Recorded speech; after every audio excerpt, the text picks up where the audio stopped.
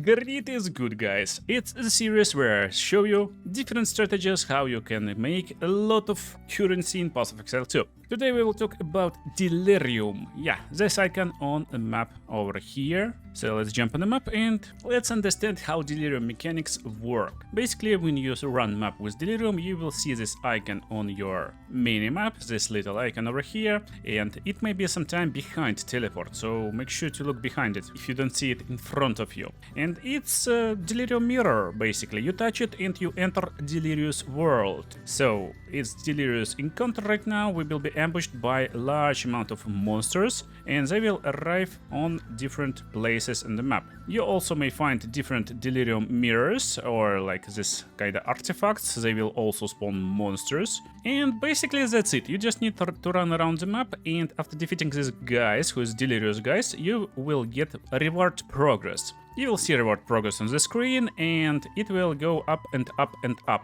It's pretty hard to get above 7, but first of all, when you're starting out, you probably will stop around maybe 5 maximum. Also, if you think that encounter starts to become really hard, it's a time to enter it manually. I mean to stop it manually, because every time you get to the next tier of your reward, the encounter becomes a lot more harder. You will start to take more damage, monsters will start to take more health, and also will start to deal more damage, so that's pretty crazy. As you can see, they are already pretty hard on tier 5, and it takes like 2 shots to defeat them, not one like before, and it also affects all monsters on the screen, so it's not only Delirious monsters. So that's basic mechanic, and there's 2 ways how you can end it. Again, you can end it manually, or you may find yourself in a situation when there's a timer on the screen. So the timer should arrive right now. Where is my timer?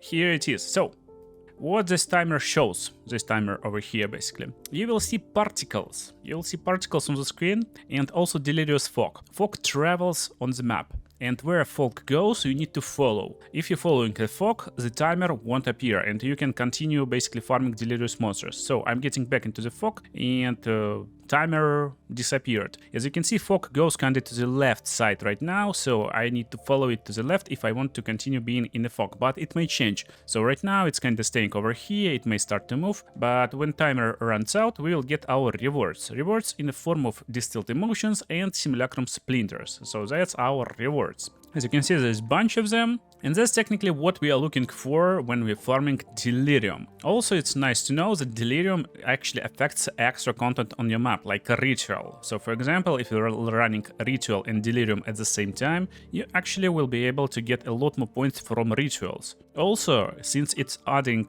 difficulty to the map, it should increase drops from your breach guys and stuff like that. So technically Delirium is great added content to your strategies, and if you're running Delirium as something on top, it's really good. But we will discuss focused Delirium strategies and how to benefit from them and how good they are in terms of divines per hour, of course, since this series is all about getting lots of divines per hour. Okay, let's forget about breach. By the way, I really recommend you checking Ritual and Breach videos also. They all in my playlist. Grit is good. All farming strategies that you need to get to 50 divines per hour, basically, if you wish to, actually. There's lots of cool strategies I can share with you. But for now, let's get back to our Delirium encounter and discuss what we are looking for in terms of Delirium encounters, actually. So basically, you're looking for Delirious emotions, of course, in forms of different diluted emotions, and they're actually separated in different tiers from the red one to the white one.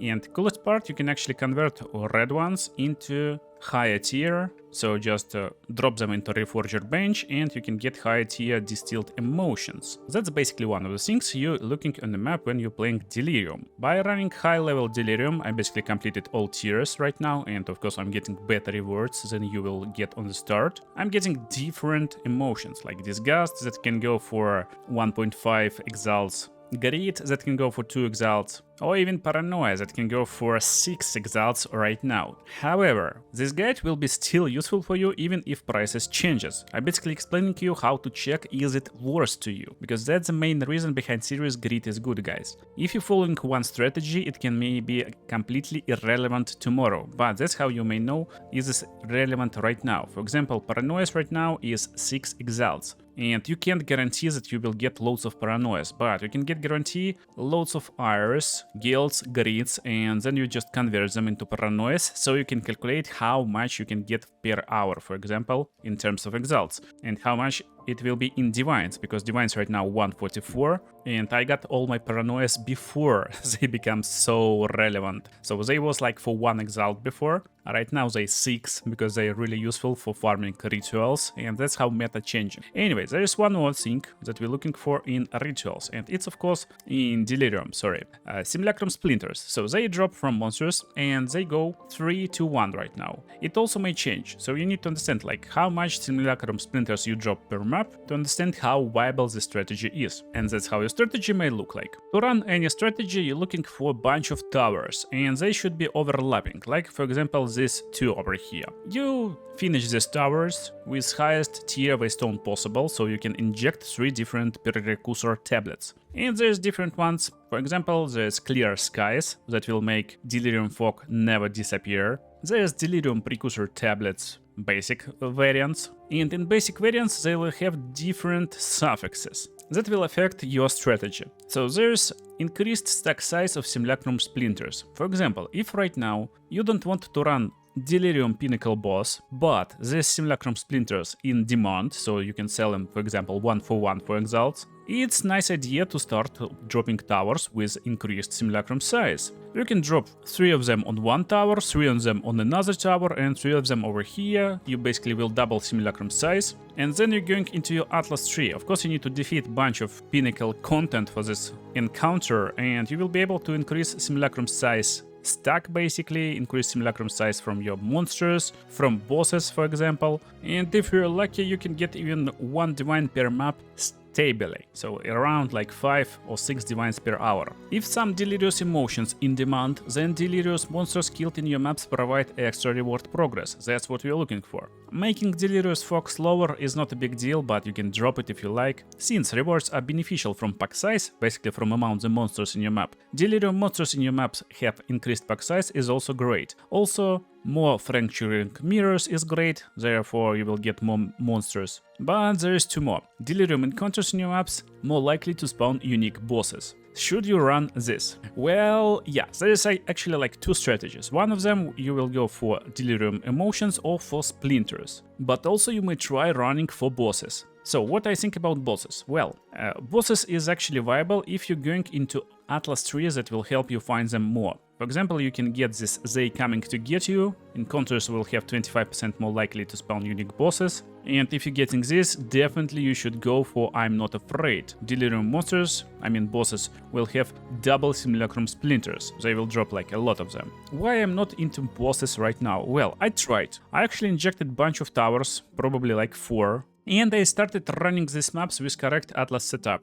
Guess how many bosses I found? Well, maybe just 1. So, in my opinion, don't go for bosses, go only for amount of splinters and amount of reward progress. But is there actually any benefit for going for map bosses when you're playing Delirium? Well, kinda yes. That's table of loot that you can get from Delirium boss, especially from Kossis, that revelation, so he drops bunch of uniques, and in my experience when I encounter him at maps, he sometimes drops Perfidy Knight Armor, sometimes Asylum, so technically it should be possible to actually encounter him at maps and get Megalomaniac or Struggle Scream. Here's the problem with this stuff. If we search for Megalomaniac on our market, we will find loads of them, and they go from 10 exalt, which is completely useless, to mirror tier Megalomaniacs, basically thousands and thousands of divine orbs. What this item do? Basically it allocates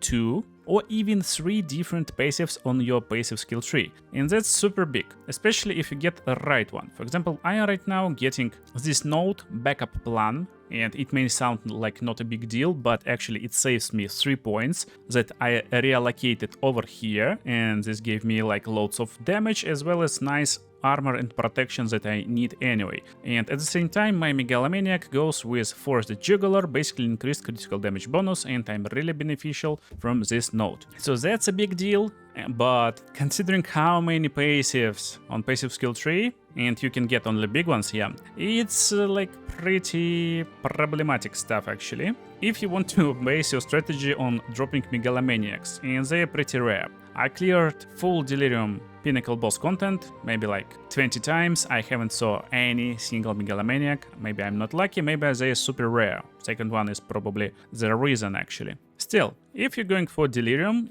you need correct Atlas setup, not only for basic guys, but also for your basic Atlas. And it's super easy and straightforward. So, there is actually 2 setups for Atlas for Delirium. One you're seeing right now on the screen. It's going for basic monsters. To run it, you just need this bottom right part. It will increase reward progress, but fog will dissipate faster. Still, it's not a problem, you probably will get enough rewards anyway. The next one is Get Out My Head. Waystones found in your map will give you ability to be instilled with emotions already, and then you're going for Would You Like to See My Face. Delirium Fog in your maps has double difficulty scaling, but increased stack of simulacrum splinters from non-unique monsters. So there's basically a basic guy setup. Then we're adding this Isn't It Tempting to have chance to generate additional rewards. It's one of 3 encounters. So an example you saw before is exactly this encounter, when you see 2 rewards instead of just 1. If you don't like to gamble, then you're going for this one, Increased Fracturing Mirrors.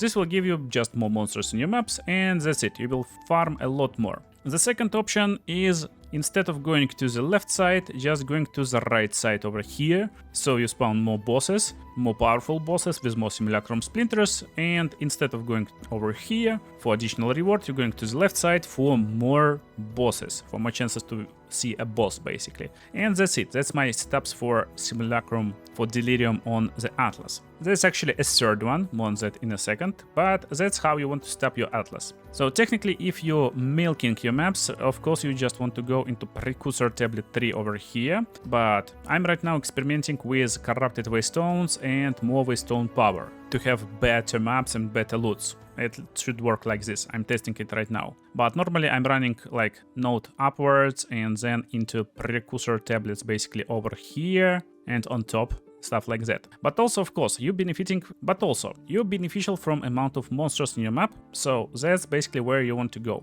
Increased magic monsters, magic pack size, and also over here, rare monsters and rare pack size. This will help you get more monsters on your maps, and therefore you will get more rewards from Delirium. So that's basically a setup for your Atlas. There's 2 ways how you may run Delirium maps. And we right now will run map and see how much rewards we can get from Delirium encounter. Right now I got only 1 reward, as you can see, so it haven't procced. We get only 1 reward, but let's try to stack it as much as possible and see how much we will get. Also, you think not only rewards we're getting, but timer it takes us to defeat the map. That's also a big one, because different content can add a little bit of time to basically your map time. The longer it takes you to defeat content, basically the longer it takes you to beat map, and therefore you will get less amount of currency per hour. That's actually what's so good about Delirium. You basically not wasting any time on Delirium encounter at all. You don't need to follow this fog. Actually, if it disappears,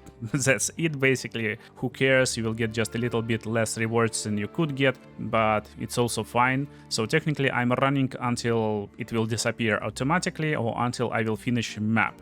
And depending on map, it takes me around 3 minutes to maybe 5 minutes to clear it if there's just monsters, and that's it. Basic monsters on map, not delirious monsters, also contribute to our point gain, but at a lot slower rate. So yeah, to actually like get a lot more points from Delirium, you need to find fracturing mirrors and actual Delirium monsters. But this bridge guys also helps, so as you can see, pack size really helps. We got loads of Delirium monsters over here. Green guys will help us, this new like guys from new encounter type. And we got the rewards. We'll take it and check how much we get after map ends.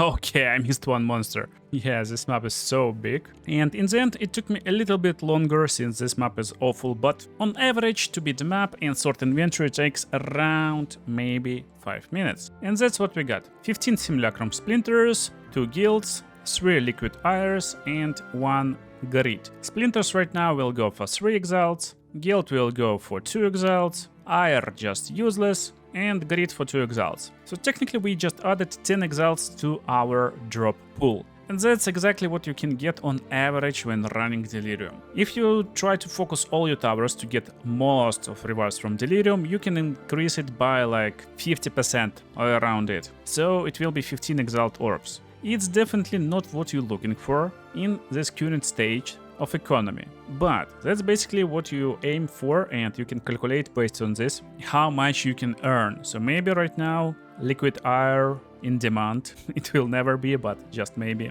Maybe grid will be in demand, and I will explain you why just now. But first of all, again, how much actually Delirium can add to your profits? Not a lot, like completely not a lot, but only if you're treating it as solo strategy. In reality, you can refund this passive tree of additional rewards and actually never run delirious maps, or never try to run delirious maps. Only run delirious maps when you're trying to get a little bit of emotions, but you can buy them basically. So what you want to have actually is a respec into bosses or simulacrum splinters, depending on what you like more. And you definitely don't need reward progress for this strategy. So that's last Delirium strategy that you will need. We're respecting into bosses, but again, you may still play basic guys and then go to the left side for more fracturing mirrors. What is idea behind this? Basically, we're not running Delirium content. We're actually running Delirious Waystones, and that's why these little disgusts will be in demand. You actually can use them, and they can be used to instill some buffs on your amulet. For example, I allocated Overwhelming Strikes, that gives me a nice chunk of damage. If you don't know how to do it, basically go into your passives, find passive you wish. For example, you're playing like Monk and you're on the right side, but you want this Overwhelming Strikes for more critical damage. It's super easy to do, just highlight, press Alt and check what you need. You need Despair, Envy, Disgust. Exactly this combination. Not Envy, Disgust, Despair, but exactly Despair, Envy, Disgust, in that order. And in that order you will drop these emotions, drop your amulet, and you will get bonus. For example, I can get minions recoup 15% of life with combination of grid, disgust, grid. But again, we're talking about Waystones, and we're dropping Waystone and we're instilling it. Well, what happens? Our Waystone will get more rarity and more chances for precursor tablets. Yeah, Disgust is actually awful. That's why no one using Disgust, but that's why everyone is using Paranoia, for example. Paranoia is great, and right now it's in demand exactly for this reason. Basically, when you're instilling this, you're getting more rarity from Grid, and you're getting more rare monsters from Paranoia. So if you're running rituals, for example, you actually will get insane amount of extra rewards for rituals, because you will get more monsters, delirious monsters in your maps, and therefore you will get a lot faster reward progress and a lot more omens, a lot more refreshes, and that's how you can use Delirium to your advantage. Not as solo strategy, but as added strategy on top of other strategy. Interesting part, if you run this combination on Delirious map, you actually will see no mirror. Let me show you. So you see there's no mirror from the start, and actually fog will never disappear. So you're running all map with loads of extra Delirium monsters on this map. Right now they will be near ritual, they will be respawned in the ritual, and normally this ritual will have just 3 skeletons and that's it. But right now it will have even more monsters, because Delirious monsters will be respawned, as you can see. That's like the coolest part. Again, if I'm running normally this Delirium strategy, I mean ritual strategy, I will get like around 100 tribute from this ritual, and I will skip it for now. But now we got a little bit of tribute. Still not good, but it's good because it's not milked. It's not juiced map. But on juiced ritual map with extra Delirium on top, we can get like 1.5k every single ritual. And that's crazy. It's crazy amount of extra tribute and a crazy amount of extra omens. So that's how you actually profit from Delirium. And you will get a little bit of splinters from monsters even by running these maps, but you won't ever get any distilled emotions. So that's something to think about. If you for some reason want to farm distilled emotions for yourself, for example, not buying them, then definitely you want to run Delirium encounters and not this type of encounters. And actually by running this type of like Atlas and also running Delirious Waystones, you can get a high chance of encountering bosses on your maps. And also you may encounter bosses in Delirium, in the Ritual at the same time, Delirious bosses. And that's what crazy is. Delirious bosses will give you insane amount of tribute, it's easy to defeat them, and again, in my experience, they actually drop some stuff, so that's actually the best way to get Megalomaniac, probably. Normally, at this Ritual encounter, I won't be able to actually reroll, since there will be no tribute on this map, but right now there's enough tribute and I can buy this Omen of Chaotic Rarity. Guess what? This Omen solely adds me 24 exalts in my pocket, and that's thanks for Delirium. So it's hard to actually estimate how much value Delirium will provide you if you take it as solo strategy. It's super easy to estimate how much it will provide. Basically nothing, almost nothing. You're getting like no rewards at all. But as strategy on top of Ritual, for example, it's super juicy and definitely worth trying, especially if your character can run these hard maps. Normally I end these videos in Great is Good series with Pinnacle boss encounter, but honestly it's so boring in Delirium, it's just surviving waves and waves and waves. If you build good, you will survive, if it's not, well, you won't. So you definitely need a good build first, and for good build, of course, you need a bunch of Divine Orbs, and to get loads of Divine Orbs, well, I recommend you running Ritual strategy. You may see it on the screen right now, and see you in the next videos, guys. Great is good.